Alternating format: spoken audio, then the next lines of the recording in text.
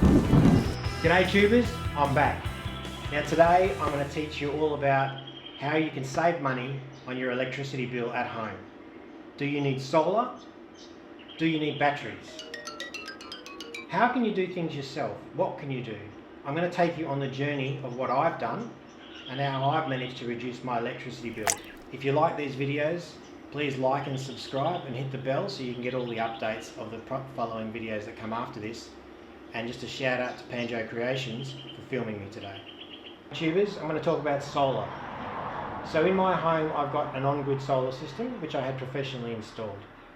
I've got 6.5 kilowatts installed up here with a Fronius inverter. So this puts power back into the grid, and here in Australia we get only 7 cents a kilowatt. We pay 26 cents a kilowatt for our power. It's very expensive.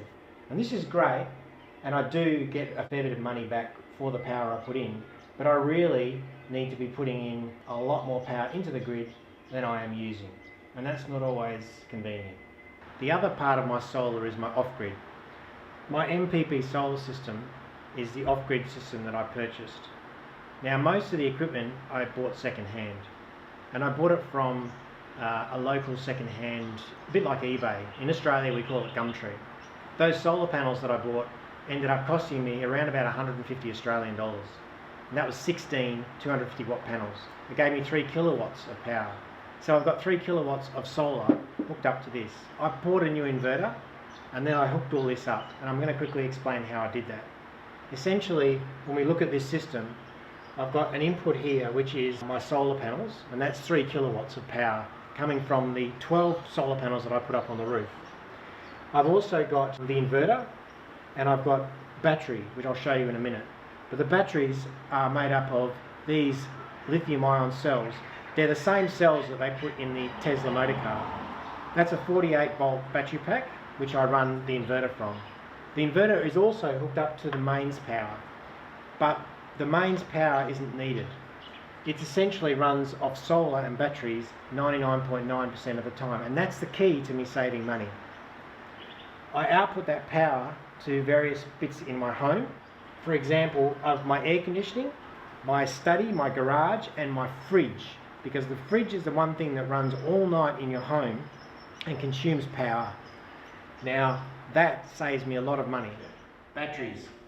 Tubers, these are the batteries that they put in the Tesla cars. They're an 18650 battery lithium ion. They are the best battery you can use at the moment. So what I've done is I've put in 4.5 kilowatts of 18650 batteries. I've recycled them second-hand out of laptops and repurposed them to build my Powerwall. In fact, the Powerwall that Tesla puts out is made of the same batteries.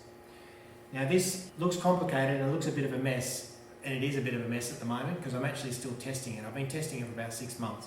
It's 4.5 kilowatts and there's 560 of these cells in there. It's basically a 48 volt battery, and that battery is what's powering the inverter as well. And these batteries pretty much cost me next to nothing. Now on the screen above here, you'll see that this whole system is running. Over here you've got what you see as the inverter. That inverter is the MPP solar that I showed you earlier. On the left you see my solar panels which are currently producing power. Down the bottom is the actual battery pack, and at the top represents the grid power that I may or may not be consuming. On the right, it shows the current source as being battery, which means that it's using batteries to run everything. This little light globe represents the power that's being drawn from that inverter at the moment. Over on the right hand side, you can see that we're currently not charging, and the battery is currently discharging at 1 amps. We're consuming 182 watts, and the batteries are at 54.2 volts at the moment, which is almost at capacity. I charge them up to 57.4 volts. So essentially, the way this runs is it allows me to run certain things in my home for free, as I explained earlier. At my garage, all this lighting that's going on here right now, my fridge in the home, and my computer and my little NAS in my office is all running off these batteries right now. And at the moment, it's just started to rain, and if we have a look, the solar is actually producing enough power right now to run everything on its own. I've also got a BMS system for these batteries, Now you can use a battery BMS, it'll set you back about $1,000.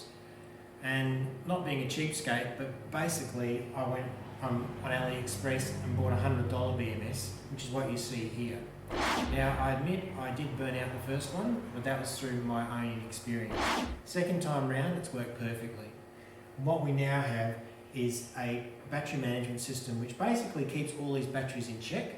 It monitors them and makes sure that they're all in balance with each other.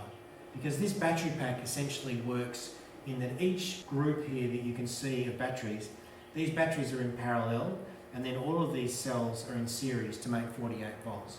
Because each one of these packs is 4 volts each.